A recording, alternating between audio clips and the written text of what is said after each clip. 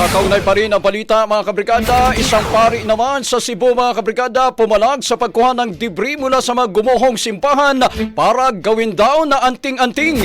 Brigada Sheila Matibag, ibrigada mo! Brigada Live Report. Nanawagan ng isang pari sa Northern Cebu na huwag kuhanin ang mga debris mula sa mga gumuho at nasirang heritage church para gawing mga souvenirs o anting-anting. Sa isang pahayag, sinabi ni Father Edmar Marcellones ng Parokya de San Pedro Apostol sa Bantayan Island na ang pagkuha sa anumang bahagi ng debris ay pagnanakaw at isang krimen sa ilalim ng batas.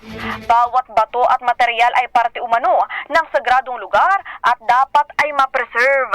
Ani Marcellones, ipaubaya na sa mga eksperto ang proseso at suportahan sila sa pagprotekta sa pamana ng simbahan. Mababatid na ang Bantayan Church ang isa sa mga simbahang lubhang tinamaan ng magnitude 6.9 na lindol sa Cebu noong September 30. Nagdulot ito ng malaking sira sa infrastruktura kaya pinagbawal muna ang paggamit dito.